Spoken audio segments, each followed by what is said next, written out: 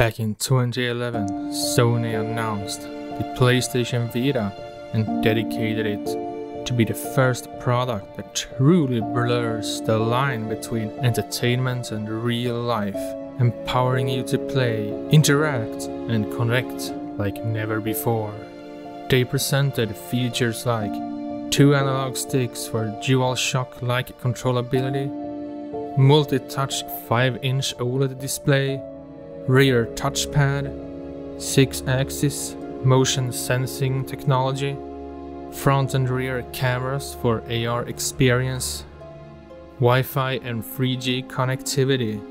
So PS Vita was released in December 2011 in Japan and in February 2012 for North America and Europe.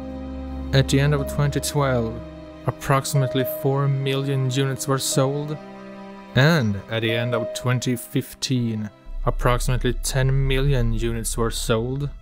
And in October 2013, the PS Vita Slim was released in Japan, and in February 2014 for Europe, and May 2014 for North America. And the Slim was released in a lot of different colors like black, white, lime green white, and the light blue white. So how did this handheld gaming hold up, and should you get it in 2021? Well, it's time to find out.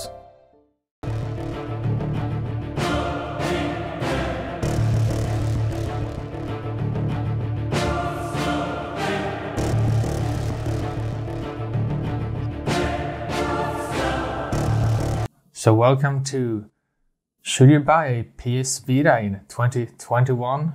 I'm going to answer that at the end of this video, and we're going to begin by going over the technical specifications of the PS Vita and the PS Vita Slim.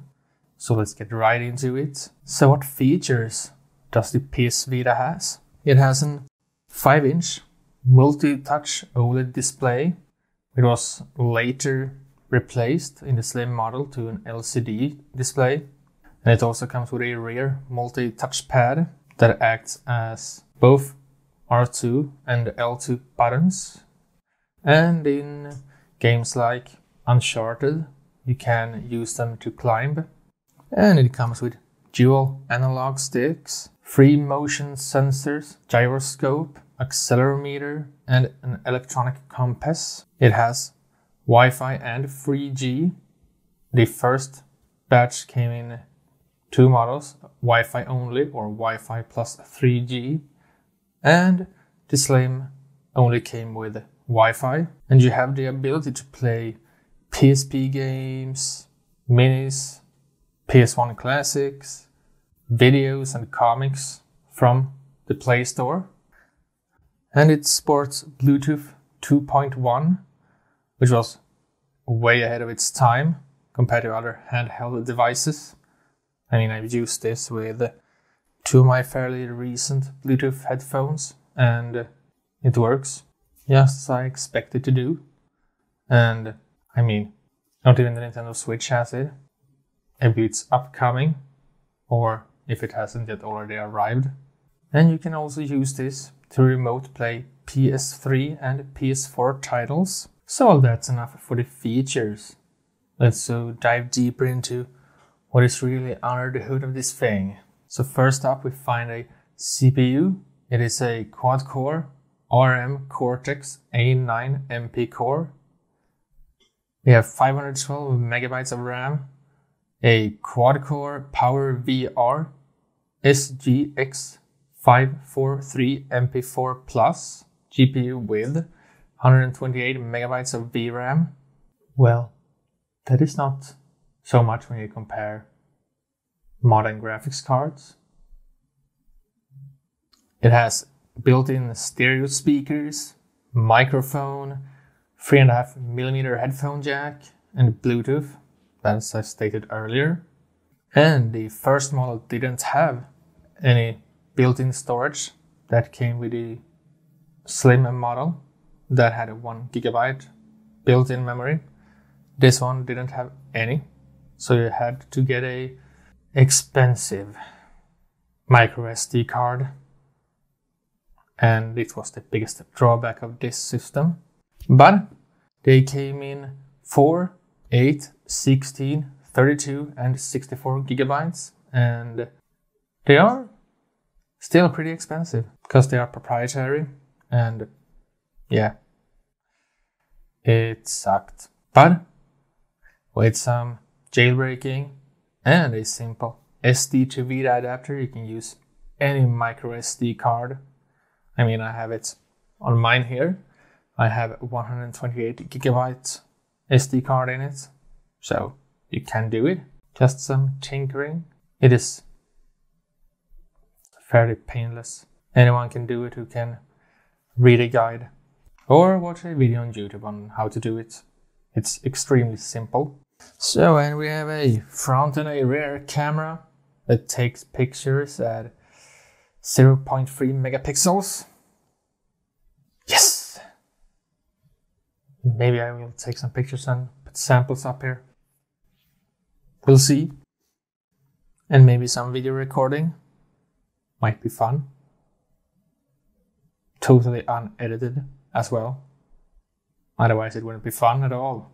Well, so here's the front camera. You have to make up your own minds on how it looks.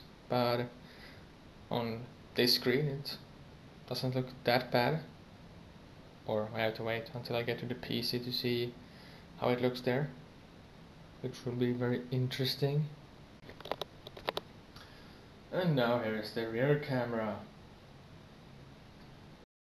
It already has a pretty nice library of games to it. But what if you jailbreak it, which I recommend everyone to do? So let's talk about the homebrew and the modding scene, which is awesome. They have truly revived the PS Vita with ports of popular games such as Return to Castle Wolfenstein, GTA San Andreas, Bully, Max Payne, Quake 3 and so on, and more are coming. So for jailbreaking this, you need a tool called Henkaku, which I used and it's awesome. And then you can install Adrenaline, which is a fully fledged PSP emulator, which I will link down below so you can read more about it for yourself.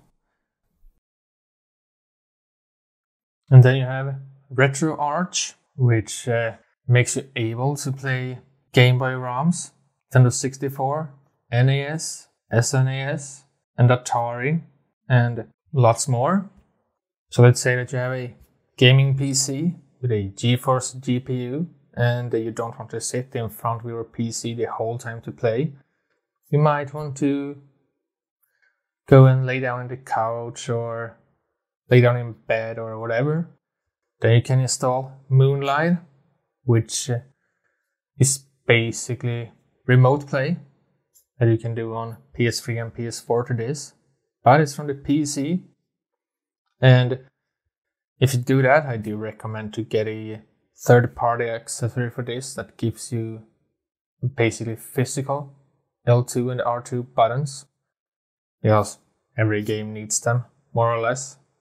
So let's say you have a jailbroken PS Vita, and you have maybe a PlayStation 4 controller or a PS3 controller, then just install Auto Plugin and look for the plugins for DualShock 3 and DualShock 4 controllers. You can connect them through Bluetooth directly to your PS Vita and use them instead of holding the device if you don't have a third-party case or just like the controller better, but want to enjoy the Vita.